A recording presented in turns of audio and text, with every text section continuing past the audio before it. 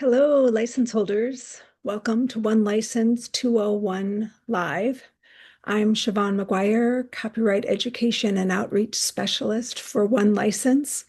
We usually hold an annual new user webinar during the first quarter of the year, but for the past few years, thanks to feedback from license holders like yourselves, our team has been inspired to create several new webinar opportunities designed to assist license holders at all comfort levels. Today's One License 201 webinar was designed with our intermediate users in mind. Many of you folks have been using our service for quite some time and are reasonably comfortable with what One License is and what your responsibilities as a license holder are. Our hope for today is that we add some new tips and tricks to your One License and copyright knowledge, as well as answer as many of your questions as possible. Since this is a 200 level webinar, we're coming to this session with the assumption that you've attended, watched, or are familiar with the One License 101 live webinar that we held back in February. So if you aren't familiar with those intro level topics, just know that you're welcome here today and you can always go back and watch that recording. But today, our jumping off point is going to be a little bit more advanced. Our webinar today is being recorded, and we will share that recording in our upcoming October newsletter, as well as on our blog, news.onelicense.net. That blog site is an excellent resource for all the latest news from One License, and Madison, whom you'll meet very soon, will be sharing several helpful links from that blog in our chat throughout the webinar today. And now I'd like to introduce our bilingual ministry specialist, David Taba, who will share a few housekeeping notes for our conversation today.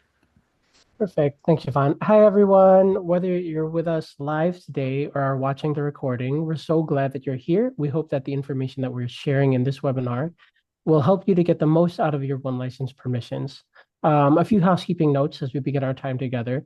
This webinar will be no longer than 1 hour in length. All you need to participate is speakers or headphones so that you can hear us.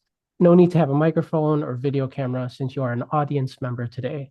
Feel free to grab a writing utensil if that would be helpful to you, or maybe open up a Google document so that you can take notes throughout the webinar today if you'd like.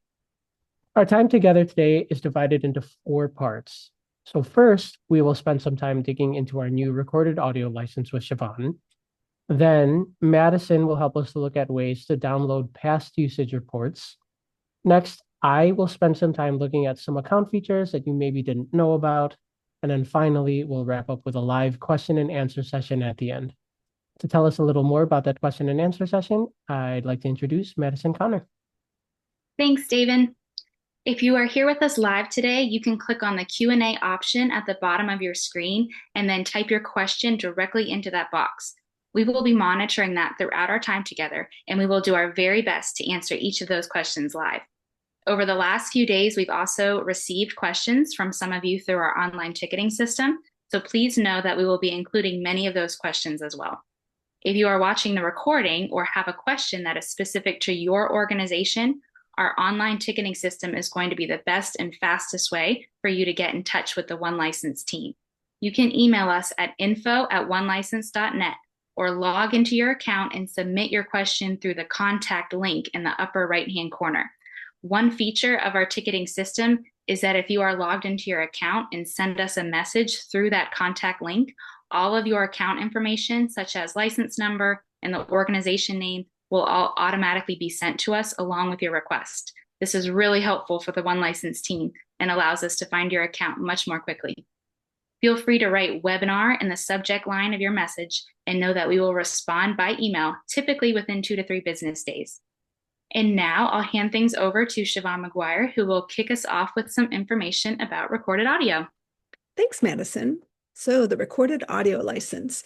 This license is a collection of permissions that allow organizations to use copyrighted music from our member publishers in certain ways.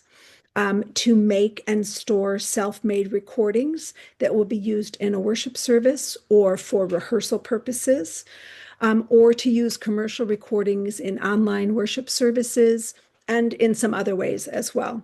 So let's take a closer look at those permissions.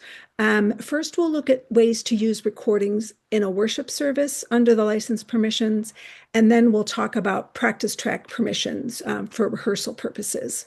So, worship service usage.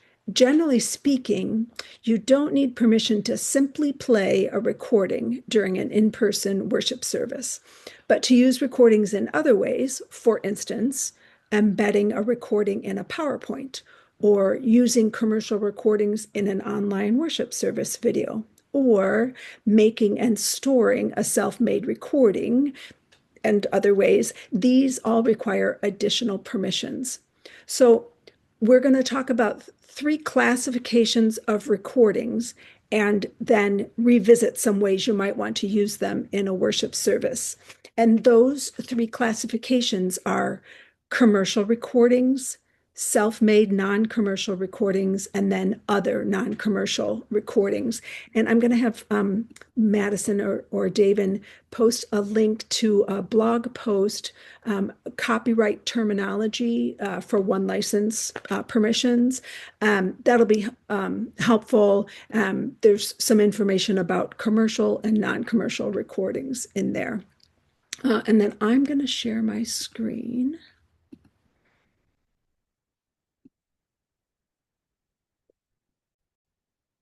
Okay, and here we are in my test account, and we're going to look at we're gonna talk about commercial recordings and non-commercial recordings in the context of reporting them or confirming that you have permission to use a title in those ways, and maybe that'll help sort some things in your mind because there's kind of a couple of different variables that are working kind of at the same time. So we're looking at a title. This is Marty Haugen's All Are Welcome.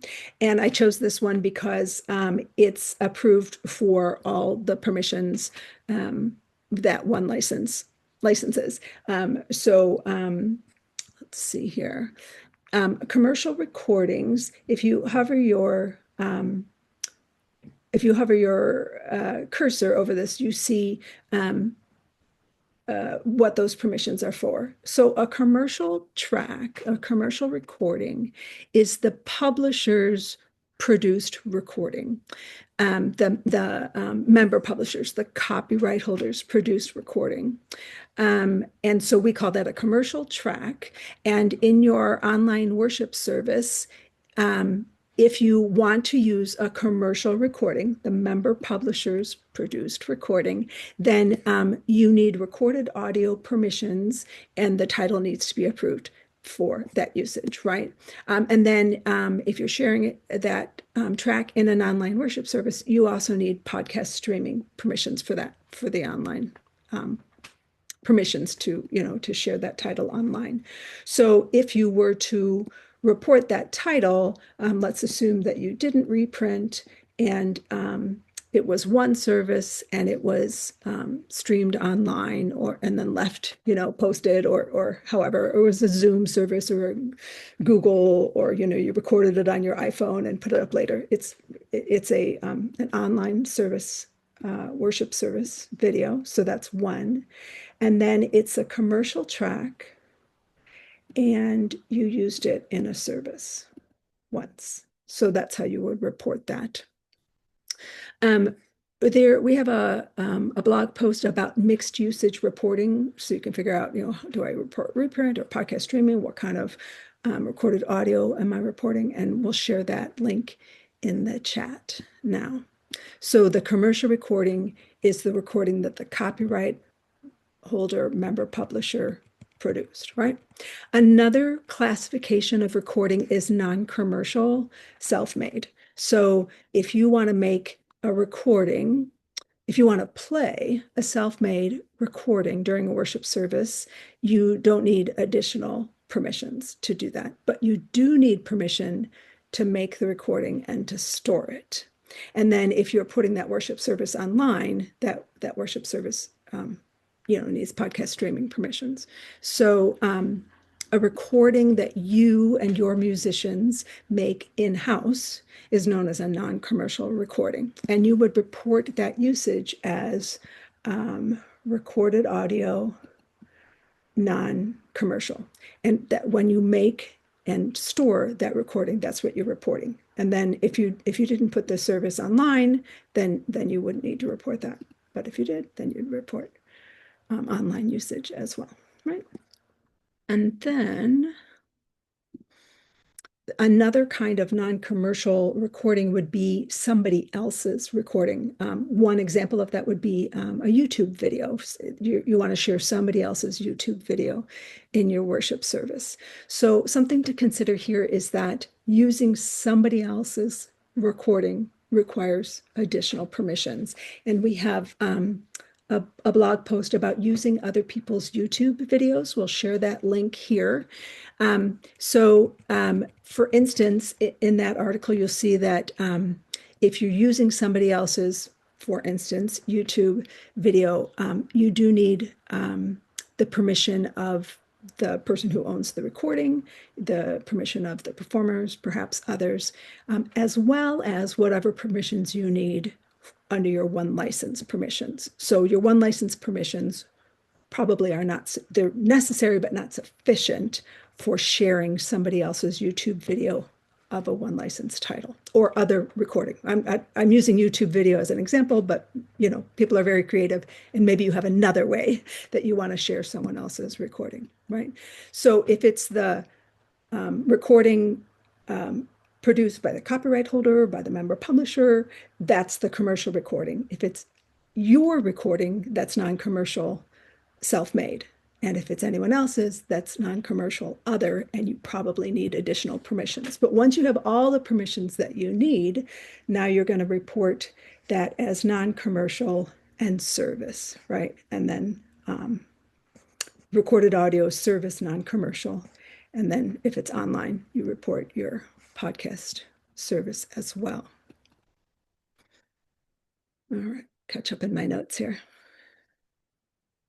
All right. And then the permissions icons resource that we have on our blog is helpful as we're looking at these permissions, to know whether the title you want to use is approved for the permissions that you need it for, right? All right, so that's using a recording in the context of a worship service. And then in addition to permissions for using recordings in worship service, the recorded audio license gives the license holder practice track permissions as well. So you can make tracks for rehearsal purposes for your musicians. So you can share copies of self-made or commercial recordings with your musicians according to how it's approved by the copyright holder here in the database, right? You have a variety of options for sharing tracks with your musicians, so be sure to check those permissions icons to be sure that the member publisher has approved the title for commercial and or non-commercial as needed. And you can, if the member publisher has given permission, you can make copies of the member publisher's demo recordings or copies of the member publisher's CDs or MP3s and share those with your musicians for rehearsal. You can also record your own versions of approved titles. For instance, maybe you want to share an accompaniment track that your musicians can practice with or individual voice parts. And then you can distribute the tracks as CDs or MP3s. Some of our license holders link to a Dropbox or a shared Google Drive that's password protected.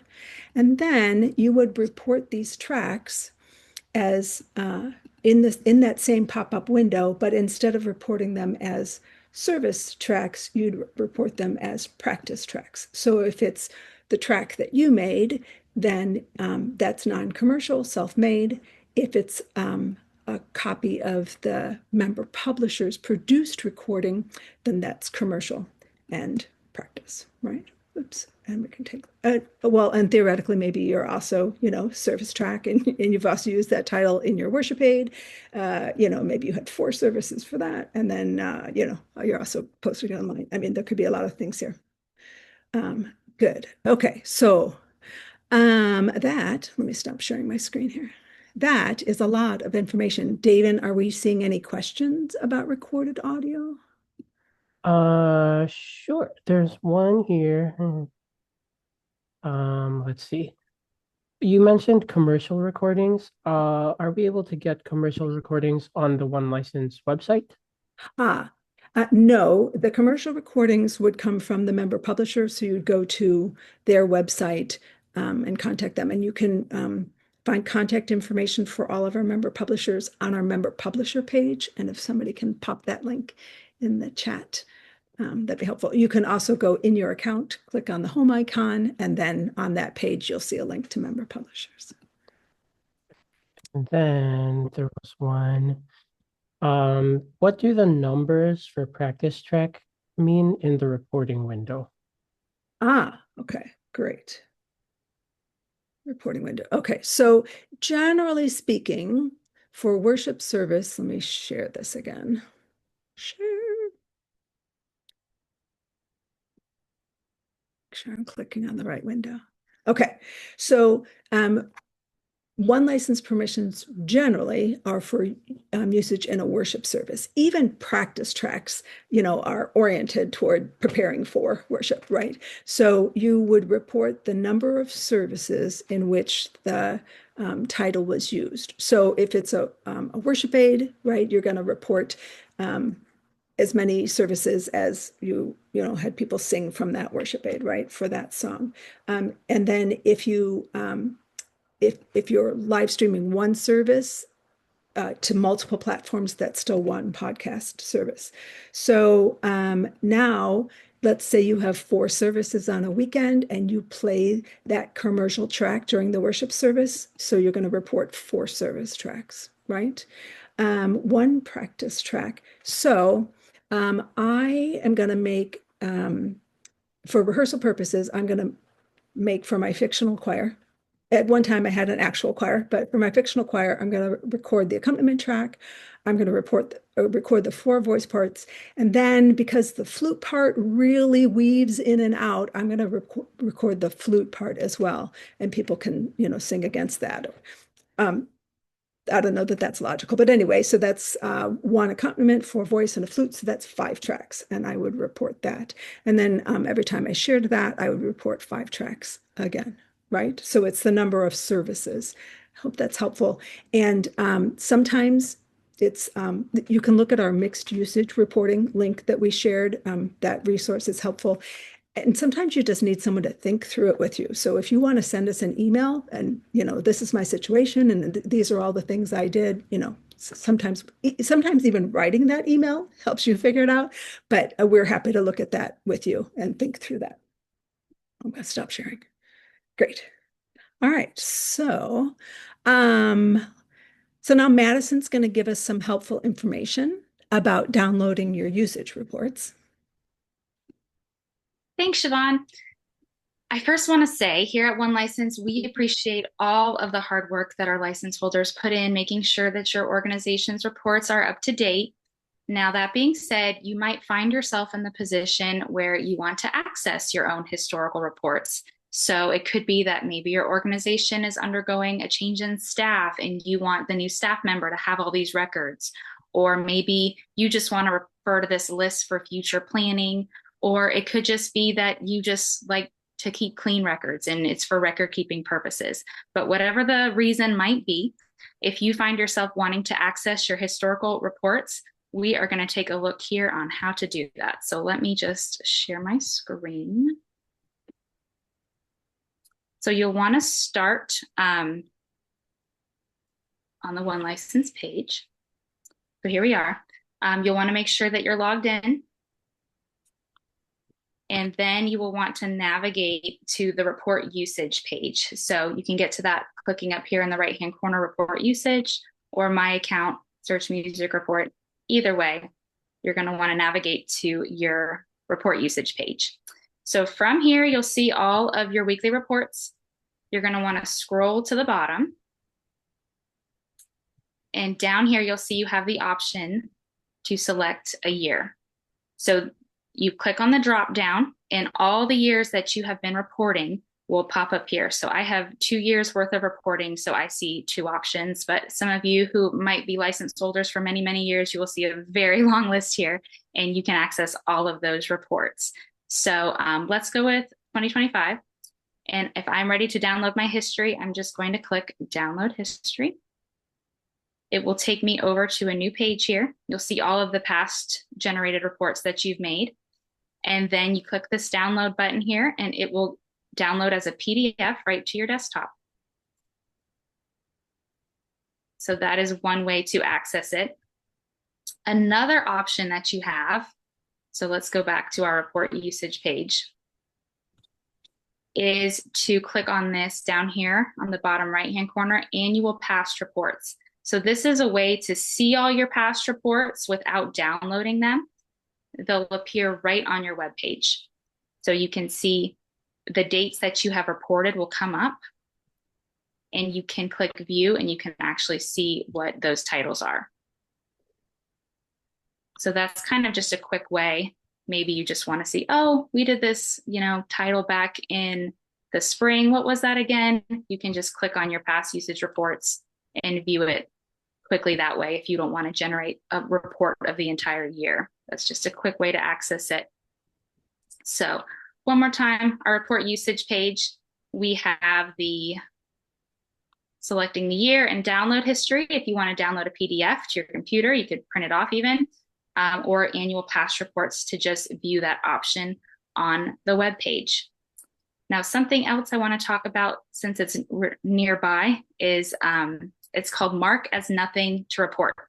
So there might be a week where you have, here, let's go back to our report usage. There might be a week where, say, you don't have anything to report. So maybe you used a public domain title, or maybe for whatever reason you didn't reprint or podcast stream and you don't have anything to report. There is an option to report that you have nothing to report. So you'll notice by each week there's a place where you can put a little check mark, these little squares. So you'll see, let's say week of August 11th, I have nothing to report. We use public domain titles.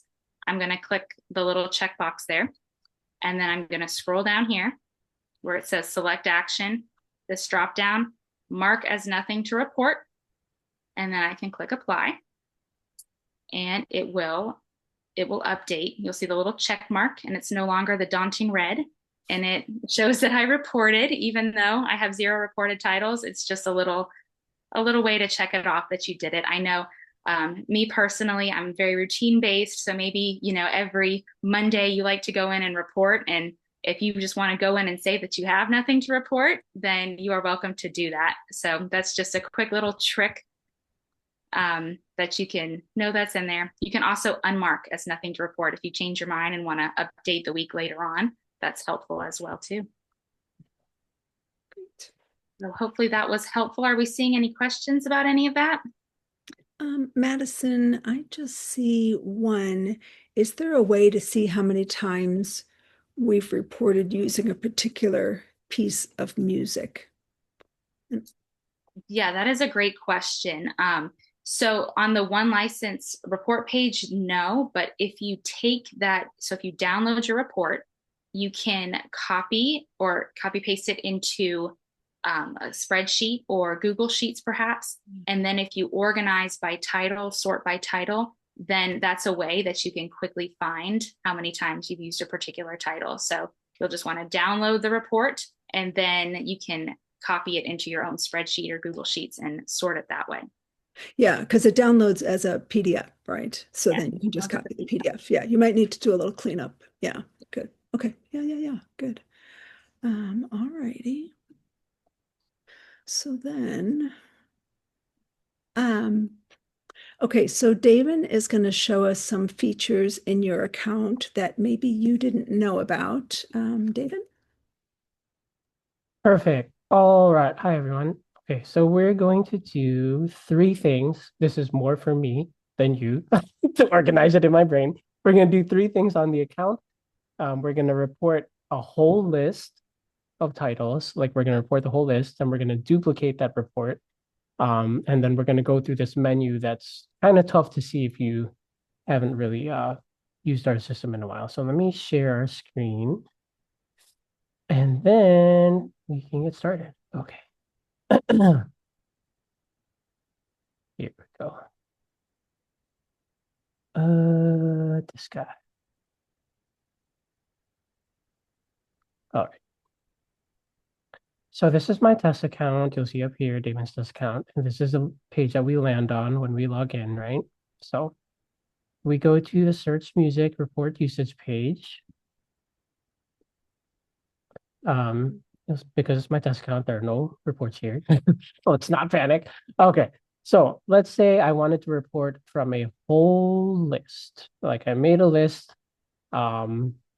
Either Siobhan or Madison will post a link to our article about lists on how you can make your own lists, how that could be useful for you. But you can make a list in your account here with one license. So let's go to this past week. If I enter the week just by clicking manage, there's this menu down here that I myself personally have never really messed around with until recently. And you'll see this menu here, report titles from a list. So in my account, I made a list of massive creation. If you click this download. If you click this drop-down menu, you'll see the list that you've created. So if you've made more than one list, you'll see all your lists here. If you click on this drop-down menu, I've only made one. I did not put all the titles for massive creation, but I put some of them in. So if I select that list, and remember, I'm in this week from October 6th to October 12th. I pick the list from this drop-down menu that says report titles from a list, and I click apply. What happens is the entire list that I made gets reported to this week. So it's a quick and easy way to maybe, like I did here, if you wanted to report liturgical music and you use the same mass parts every week, you make them the list of all those mass parts, you can report with a couple clicks that whole list so that you don't have to search each component of that mass setting one by one, right?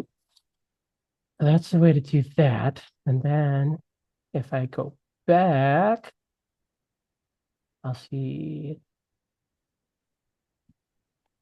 for week 41, I'll see the 5 reported titles that I just reported.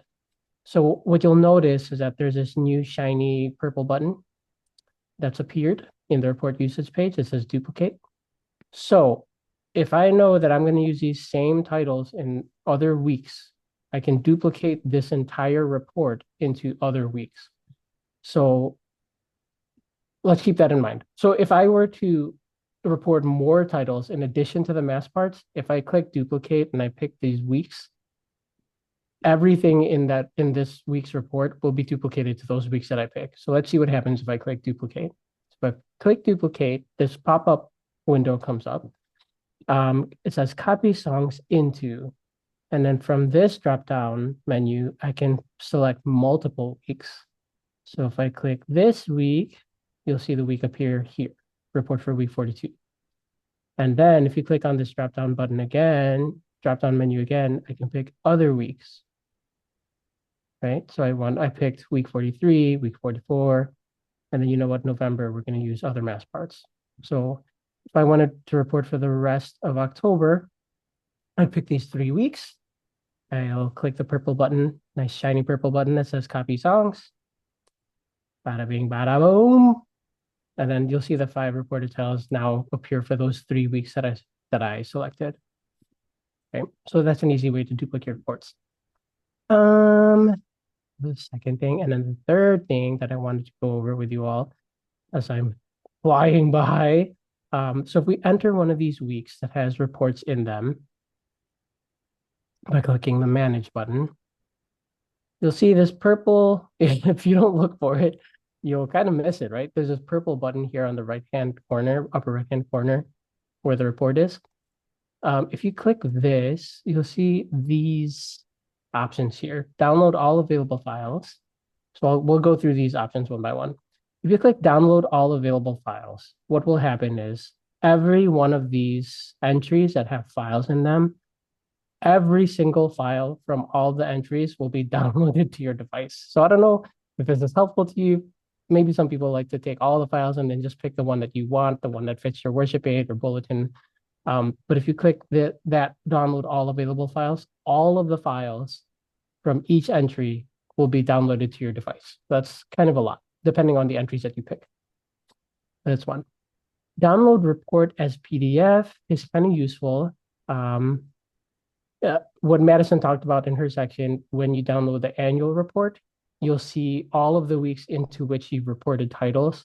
But if you click this download report as PDF, what you won't see, because I'm only sharing this window, so I don't know why I did that, is my download folder is now exploding. And so if I go to the exploding folder, I'll open a file that's a PDF of just this 1 week. So you'll see on that PDF what you see here on my screen. It's just a list of the titles that are reported for this 1 week. So it's like the yearly report, but only for 1 week. The next one, save this report as a list. That's useful. So if you, it's kind of like an alternate way to create a list. So if you click this, let's say I didn't have a list of master creation and I put all of the master creation in here first. I reported all the titles that I used from the master creation in this report. And then I want to make a list. It hits me, dawns on me, I want to make a list for master creation. I click this option, save this report as a list. This pop-up menu will come up. You can either add these titles to a list that you've created, right, from this drop-down menu. The second field here, enter name for a new list. If I were to enter a new list, master creation here, and then I can either click the button that says save and manage list or save and stay on report. Both ways, the list will be created and saved. Save and manage list will take you to the list page. Save and stay on report will save the list, but you will stay on this page in case you wanted to keep reporting for this week. Make sense? I know I'm flying by, but we will take questions after. Report list of SKUs. So this is another way to report. My brain doesn't work like this, but we have several license holders who will write down the SKU number of each title that they report. If you're wondering what a SKU number is, if you look at these database entries that I have reported in this title, the SKU number is this little gray number here that are to the right of the title. Every entry in the one license database has, did I say that right? Every entry in the one license database has this little gray number that can escape you if you don't look hard enough. And it's an individual number for this individual entry in the database. Some are overlapping, but really rarely. But it's cool because you can click on this to copy to your clipboard. Yep, you can click on this to copy it to your clipboard, and then you can paste it wherever you need. But if you click on this option, coming back to report list of SKUs, if you have SKU numbers saved somewhere on your computer or your device or written down, and you just want to report quickly, again, my brain doesn't work like this, but you would just enter SKU number, blah, blah, blah, blah, blah. And then it's 1 SKU per row. So then you would have to hit enter and then write another SKU number, blah, blah, blah, blah, blah. And then if you submit that, these 3, which are not real, but these 3 SKU numbers would be reported to this individual report, to this week's report. So it's just another way of reporting. And then the last one, let's say you reported everything wrong on this week, which we've done often. You can, it's 1 click, delete all reported songs. So rather than clicking on this garbage can button for all of these individual entries, you have the option to delete all reported songs, and then you just confirm, and then you'll see all of them disappear, and you can start over. Ta-da! So basically, to summarize what I did, I reported all titles from a list using this menu down here, but you have to enter the week first, manage the week first, and then you can use this. And then I duplicated that report into duplicate weeks. For that, remember, you have to go back to report usage, click the duplicate button, pick the weeks. And then again, if you enter a particular week, you have these options here that sometimes we didn't know were available because it's a little purple, cute little purple button that sometimes we don't see. All right. Let me stop sharing. Are there any questions? Hey, David, we've had 2 people ask about reporting, about editing older reports. Yes. Can you just kind of walk us through that? Yeah, totally. All right, let's go back. Okay, so if I wanted to edit a report that I've already made, okay, so side note, we can only edit reports that are in the current reporting window. So as we all know, the reporting window here at One License is about 20 weeks, right? It's a rolling window where new weeks are added, and as those new weeks are added, these older weeks pass out of the window, right? So here we can see that we can only edit up to currently, if this is for all license holders, we can only edit up to week 28, which is July 7th to July 13th. But maybe you're like, oh no, wait, okay, wait, let me focus. So basically, if you wanted to edit on the current reporting window, you would just click manage. And then from here, you can delete any titles that you want to delete, or you can search for a title. Our favorite, all are welcome, Haugen. And then let's say you want to add this to an older week. Once you find the database entry, you'll click report like we always do, and then you just pick the week into which you want to report. See, like I said, we can only go back to week 28 currently for all license holders, right? Week 27 is not available. So we can add it to older reports, or we can go into the individual weeks report and then delete whatever we need to delete. So those are the two ways that we can edit those reports. If we needed to edit the numbers, let's say we want to edit the number of services, we go into the week that we want to manage, and then there's this nifty button here next to the database entry that looks like a pencil. We click this guy, and from here, it opens up that pop-up window that we see when we first reported it. And then we can change, just kidding, I reprinted for 3 services instead of 1. And then we click submit edit. And then you'll see that it's changed on the individual week's report. So I think those are the ways that we can report currently. If you wanted to add a title to a week that's already passed out of the reporting window, let's say, shoot, David, I had to report for June, but it's not here. What we can do is we can report those titles into any of these open weeks, and that's perfectly fine. It's going to look like you use more music than you actually have, and that's totally fine. All right. Any other questions before I stop sharing? Perfect.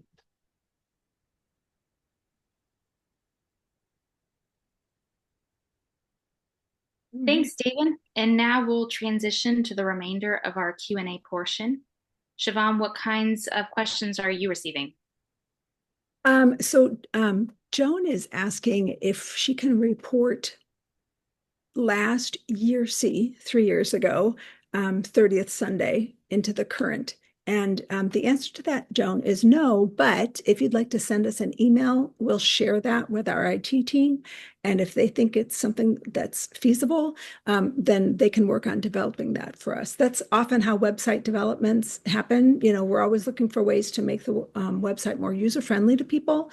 So if you'd like to send that to us in an email at info@onelicense.net, we'll pass that on. I see a question too about noting that there was nothing to report beyond the reporting window. So I just want to say that the feature of marking something as nothing to report, you don't have to do. If you have nothing to report, then you have nothing to report. It's something that's helpful if you are just routine based and you like to log on and report your titles, or if you just want to get rid of that daunting red 0 reported. But at the end of the day, you report what you've used. And if you did not report, if you have nothing to report, then you have nothing to report. You do not have to mark it as nothing to report. So do not feel stressed that that is an added task. That's just a feature. But yes, do not stress if you forgot to mark something as nothing to report. And, you know, along those lines, so I think it was Joan and Darlene asked about reporting, editing older reports. If you reported something erroneously, and now you can't get into that report because it's older than 13 weeks, don't worry about that too much. You know, so that copyright holder gets, a few extra shekels. But if there's something that you meant to report more than 13 weeks ago that you haven't reported yet, then it would be good to report that, as David said, in any available week. So that would be the difference. If you have over-reported, we're less worried about that. If you have under-reported, let's catch up on that. Ron is asking about Service Builder. So I don't want to get too deep in the weeds on this, but Service Builder is a Northwestern Publishing Missouri Synod Lutheran service that's has a shared API with us, and I almost know what that means. And so anything that you download through Service Builder, any service that you build in Service Builder automatically reports into your One License account. But that wouldn't include any instrumental or choral music because that's not part of what you're doing in Service Builder, as I understand it. So then you'd want to log into your account and report any of that under your podcast streaming permissions. Theoretically, the hymns that you're selecting are being reported according to your license permissions, reprint, and/or podcast streaming. But anything that's not a hymn, you'd need to go into your report, log into your One License account to report. And if that thumbnail sketch is confusing, please send us an email because not on the fly, we can be a little more coherent about that. That's a great question, Ron, and we really appreciate that people are taking care of that.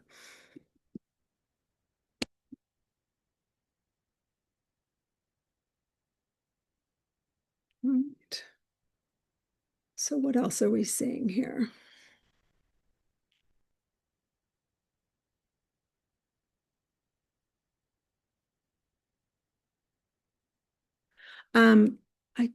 I want to make just a little summary about recorded audio. That I just want to remind that all of our permissions are in the context of a worship service. So you wouldn't be able to make a recording of just one single song and post it on the church's website or on your, social media channel. All of our permissions are for usage in the context of a worship service. So your podcast streaming license covers if you upload the worship service with covered One License titles, right? And similarly, the recorded audio permissions work when you're sharing that online video in the context of a worship service, not just a standalone song. Right.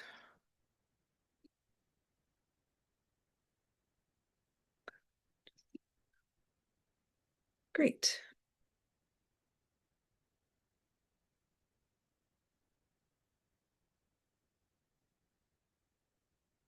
Great. Ron is saying that they use a MIDI player when they don't have a live organist pianist and are using the recorded licensing permissions for that. That's great. Thanks, Ron.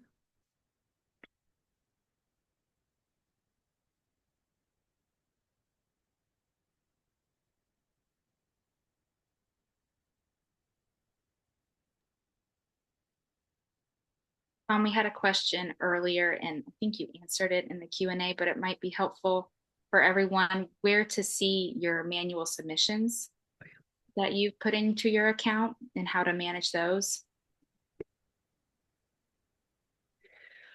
Sure, yeah. So in your account, let's see here. I'll share my screen. Make sure I'm clicking on the right thing. In your account, there's two ways to get to the notification center. One is this small bell, which might be obscured by a red number of unread notifications. So if you click on that bell, and then you might need to scroll depending on how big your screen is. But down here, show all. And there you are in the notifications center. And because I've clicked all my messages as read, that's why I don't have a number up there, and you might. The other way to get to this notification center is my account, notifications. So what you'll find there is if we have an announcement to make, like we're closed for the Thanksgiving holiday, or we have a new recorded audio license or something like that, you'll find that here, as well as if you make a manual submission in your account for a title that you were unable to find in the database, your request will show as pending, and then when the member publisher responds, in this case, I was doing tests, and our friends at GAA were very nice to let me make those tests, and then they rejected them so that I would be able to show that in my account. But anyway, if you have a manual submission, the member publisher will respond here once they've handled your manual submission. And then some member publishers will also send an email to the email addresses in your account. And if you ever have questions, you haven't heard, you don't understand the response, or, I can't find this title, can you help me? Send us an email, and we're very happy to help with that. Let's see here. The 201 webinar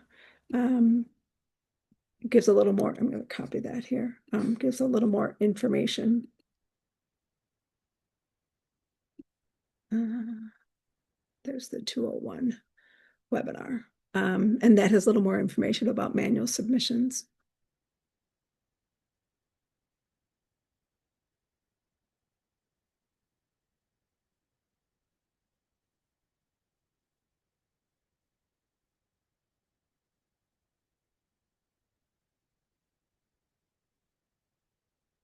All righty. Well,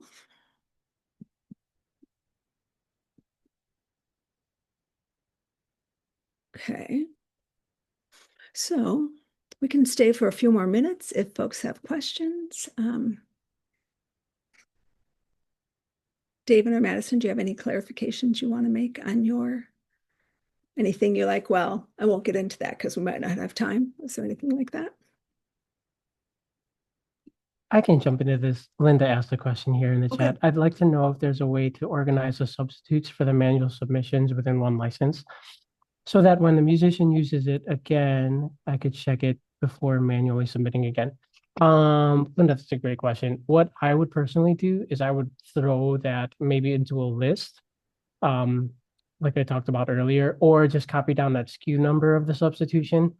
Because they'll substitute it with something that's already in the database, so it'll have a SKU number. I would either write down that SKU number so that I can search for that SKU number and pull up that entry quickly without having to search for it, and jump through the hoops. Because if you search a SKU number, it'll take you directly to that database entry. Or I would throw it in a list. I'd make a list called manual submission substitutions, and then with that SKU number, just throw it in a list. So that I would be able to access them conveniently. I can share my screen one more time. I got my stuff pulled up very quickly just to show you. This guy. So if I were searching, you see that post, I'm like, oh, well, we can make a list. If we were to search for it, let's say I pulled up All Are Welcome because that is our go-to example. Marty Haugen should be coming to us and writing us thank you notes. So if the manual submission was substituted with this entry, let's say All Are Welcome, and it was this particular entry, 00004. Just to show you real quickly, if you go 00004 and you search the SKU number, it'll show up quickly. Okay, so there it is, right? And then if you can, if you like, you just add it to a list. So I could just do this for you now because it's my test account. Manual submission substitutions. There you go. And then if I just wanted to manage that list, I would save that list and then go to the list page, or I can stay here, save that list and stay here. But let's make that list. Let's do it. And then you'll see here that the list was created, manual submission substitutions, and the first entry in this list is All Are Welcome. So it's that handy dandy plus list button that you'll see next to the title if you're searching for those substitutions. And then you just maybe add your own list. Hopefully that's helpful. Thanks, David. We had a question just come through about having multiple people using the account. So I'm going to share a link real quick for it's called multiple users for your organization's account. You can have multiple people have their own logins. So you typically have a primary user. You can have secondary users, which are people who can assist with reporting. And then you can also have a designated billing contact, which is somebody who doesn't report, but gets the invoice every year. So without doing too much of a deep dive, I just want to say you can have multiple people access the account and multiple people reporting with their own login. And each of those people would be able to see the same shared report usage page and see all the titles that each individual has reported for the organization. So think of the report usage page as like a bulletin board for the organization. So multiple people can post things to it, but it's going to look the same for all of those individuals. And then feel free to click on that blog post if you want to learn a little bit more about those designations, but it is a great option.